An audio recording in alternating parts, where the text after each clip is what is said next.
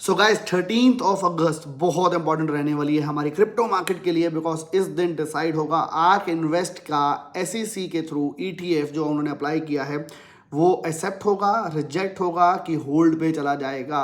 और उसके ऊपर बहुत कुछ डिपेंड करेगा ब्लैक रॉक की ETF के ऊपर क्या आने वाला डिसीजन है। मैं आपको कुछ बहुत इंपॉर्टेंट वीडियोस दिखाने वाला हूँ, ये वीडियो समझ लेना, देख लेना, बिकॉज ब्लैक रॉक बहुत ज़बरदस्त पॉजिटिव हो रहा है बिटकॉइन के रिगार्डिंग, ETF के regarding, because he is the biggest in the world. हम कह सकते हैं 9 ट्रिलियन का एसेट जो बंदा संभाल रहा है, अगर वो बंदा क्रिप्टो में पॉजिटिव है और उसने ETF अप्लाई करी है तो he has a lot of power as well, जिसको शायद काफ़ी हद तक इग्नोर नहीं किया जा सकता। कुछ वीडियोस दिखाना चाहूँगा जहाँ पे आपको बहुत ज़्यादा कॉन्फिडेंस आएगा चीज़ों के ऊपर, ETF के ऊपर।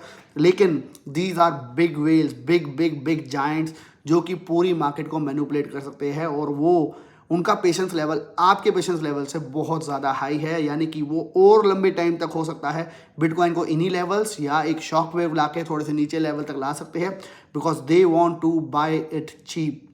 ये लोग इसको सस्ते में बाय करना चाहते हैं एंड वांट कि आप लोग एग्जिट कर जाओ, बिकॉज मार्केट के अंदर वो ऐसी सिचुएशंस आपको लेके आते हैं, ऐसी चीज़ें मार्केट में दिखाते हैं कि आपका कॉन्फिडेंस टूट जाए एंड वो लोग एंट्री ले पाए। बिटकॉइन ETF यानी कि लैरी फिंक बहुत ज़्यादा नेगेटिव थे बिटकॉइन के रिगार्डिंग आज से 1 1.5 साल पहले, अगर आप उनके कुछ इंटरव्यू सुनोगे, लेकिन अब वो पॉजिटिव है। और ये हर बार बड़े से बड़ा वेल जो है, इन्वेस्टर्स जो है, इंस्टीट्यूशनल इन्वेस्टर्स होते हैं, वो हमेशा करते हैं जिस प्रोडक्ट के अंदर वो एंट्री लेना चाहते हैं वो उसको चाहते हैं कि वो उसको नीचे जाए, दैट इज़ वाई वो उसके ऊपर फट फैलाते हैं, उसके बाद वो उसको सस्ते में बाय करते हैं, देन वो उसकी मार्केटिंग करना स्टार्ट करते हैं, और अब फिलहाल वो उसकी मार्केटिंग करना स्टार्ट भी हो चुके हैं।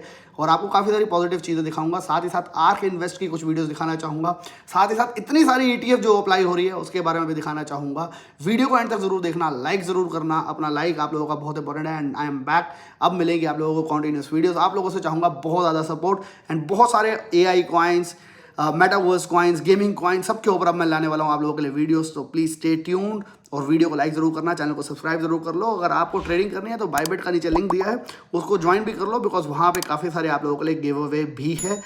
चलो चलते हैं कंप्यूटर स्क्रीन के ऊपर। वीडियो को लाइक करना मत भूलना एंड अपना ओपिनियन जरूर देना अबाउट द मार्केट एंड आप क्या कर रहे हो, because I am going all in on bitcoin slowly and slowly, because मेरे हिसाब से next cycle will be the biggest season ever. चलते हैं थोड़ा कंप्यूटर स्क्रीन पे और आपको कुछ चीज़ों के बारे में बताना चाहूँगा। सो गाइस, सबसे पहले अगर हम बात करें तो SEC has until 13th of August to essentially approve, deny और डिले, यानी कि अप्रूव कर देंगे या डिनाई कर देंगे, मना कर देंगे, या उसको डिले कर सकते हैं bitcoin ETF by 21 share and Ark invest. The deadline represent the second stage of 240 दिन का इनका प्रोसेस होता है, जिनमें से 45 डेज 90 डेज एंड 60 डेज का पीरियड रहता है। Eight the end of the first 3 periods, यानी कि 3 पीरियड जब एंड हो जाते हैं, SEC must either allow the plan product to launch, block it from doing so और आस्क फॉर मोर टाइम, यानी कि यहाँ पे और टाइम मांग सकते हैं। तो 13th ऑफ अगस्त को आप मान सकते हो बड़ा बिटकॉइन का मूव आ सकता है, बिकॉज यहाँ पे इनकी ETF या तो रिजेक्ट होने वाली है, या तो इनकी ETF डिनाई होने वाली है, मतलब कि रिजेक्ट होने वाली है, या अप्रूवल हो जाने वाली है, या इनकी ETF जो है डिले हो जाएगी और वो दोबारा से टाइम मांगेंगे और उनका टाइम होगा 60 डेज का और ज़्यादा। उसके बाद वो और टाइम मांग सकते हैं और उनके बाद the SEC can not ask for more time at the end of 240 days, a period set to expire on 10th of January. 10th of January के बाद वो और टाइम नहीं मांग सकते, उसके बाद वो देंगे आंसर।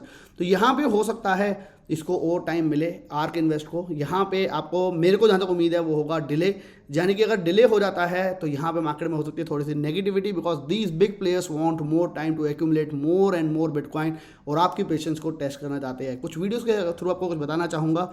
अगर हम बात करें कैथी वुड की, जो कि CEO है आर्क इन्वेस्ट की, जो कि आर्क इन्वेस्ट सिर्फ और सिर्फ 15.9 बिलियन का फिलहाल उनका एसेट को मैनेज करते हैं। थिंक अबाउट लैरी फिंक जो कि 9 ट्रिलियन का एसेट को मैनेज करते हैं, उन्होंने भी ETF अप्लाई करी है। तो सोचो क्या हो सकता है हमारी क्रिप्टो मार्केट में, उसके ऊपर भी लेकर चलूंगा। पहले कैथी वुड के बारे में कुछ सुनाना चाहूंगा। To your Bitcoin forecast for, what is it, $1 million per coin by 2030, that still feels good to you? Yes, and you can, sometimes सो यहाँ पे कैथी वुड ने एक प्रिडिक्शन जो कि करी है वो है 2030 तक एक बिटकॉइन का प्राइस $1 मिलियन तक हो सकता है।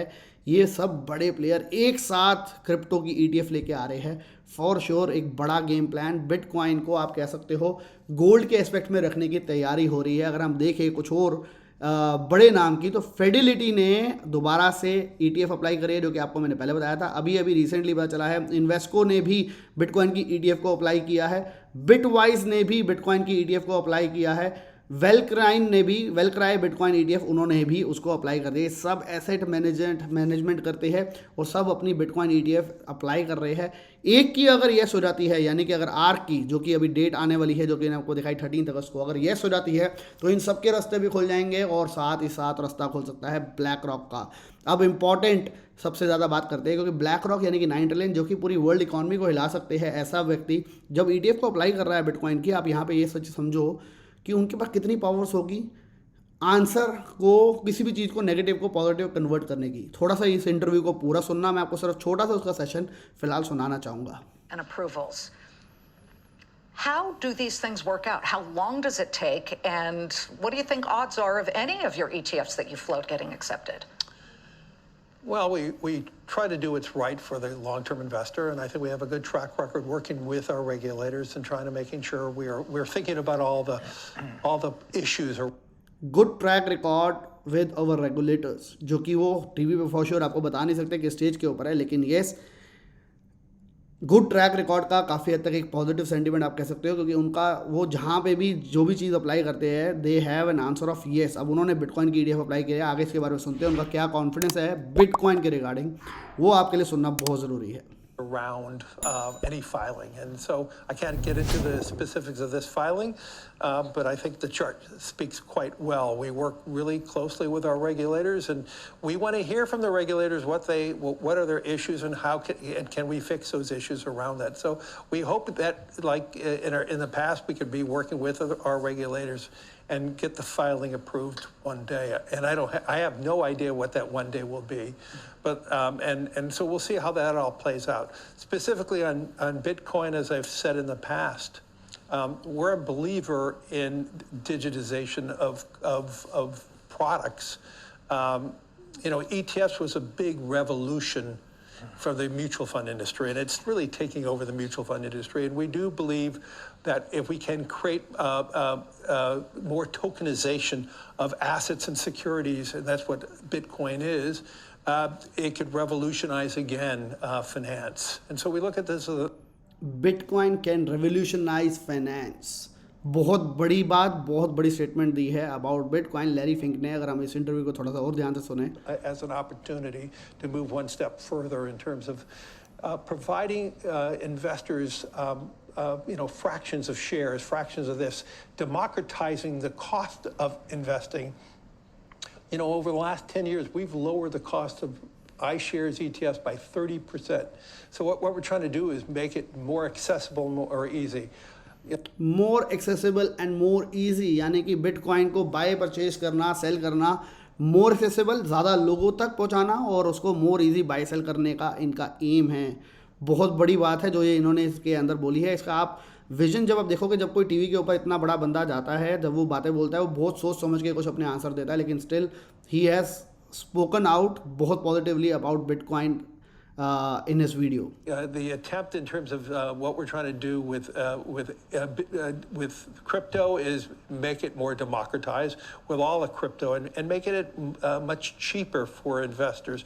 Right now, the bid-ask spread for crypto is very expensive. It does erode a lot of the returns that you speak about because it costs a lot of money right now to transact Bitcoin, and it costs a lot of money to get out of that.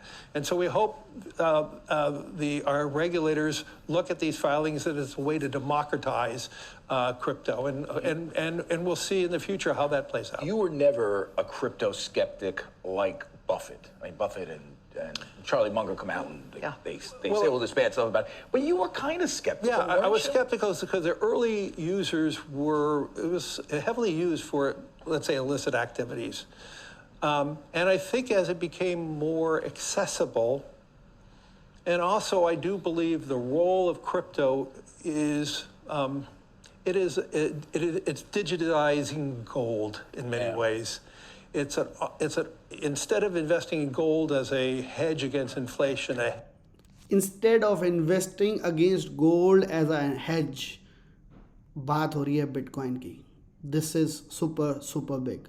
तो आप इस पूरे interview को थोड़ा सा ध्यान से सुनना समझना, आपको समझ आएगा जब लैरी फिंक इतना बड़ा बंदा, हम बात करते हैं एलॉन मस्क की, हम बात करते हैं माइक्रो स्ट्रेटजी की, सारे बड़े प्लेयर आपको मैंने यहाँ पे दिखाया, फिडेलिटी, इन्वेस्टको, बिटवाइज, वेलक्रेन, आर्क इन्वेस्ट, सब लोग जब बिटकॉइन की ईडीएफ अप्लाई कर रहे हैं, फॉर श्योर यहाँ पे कुछ बड़ा गेम प्लान कर रहे हैं वेल्स। यहाँ पे हो सकता है हमारे को 13 अगस्त को हो सकता है हमारे को नेगेटिव न्यूज़ सुनाई दे जाए, या तो वो रिजेक्ट हो जाए या ओवर टाइम हो मांगे, दोनों के दोनों हमारे लिए नेगेटिव है। पॉजिटिव होने के चांसेस थोड़े कम हैं मेरे हिसाब से। उसका रीज़न है ये सब लोग चाहते हैं बिटकॉइन को अभी और चीप पे बाय करना। हो सकता है हमारे को $25,000 या उसके आसपास या उसके नीचे भी बिटकॉइन देखने को मिल जाए आने वाले दिनों के अंदर, हैरान मत होना। बट जब इतने बड़े लोग इसके बारे में बात कर रहे हैं, think about it. I do believe Larry Fink bitcoin अगले सीज़न के अंदर एक बहुत बड़ा रोल प्ले करने वाले हैं बिटकॉइन के बुल सीज़न का। तो मैं आपको यही कहूँगा, अगर अब कुछ भी वेरिएशन आएगी मार्केट के अंदर, कुछ भी मार्केट के अंदर डंप आता है, अपॉर्चुनिटी को दोनों हैंड से ग्रैब करना और उसको मिस मत करना, बिकॉज अब हम बहुत नज़दीक आ चुके हैं बुल सीज़न के।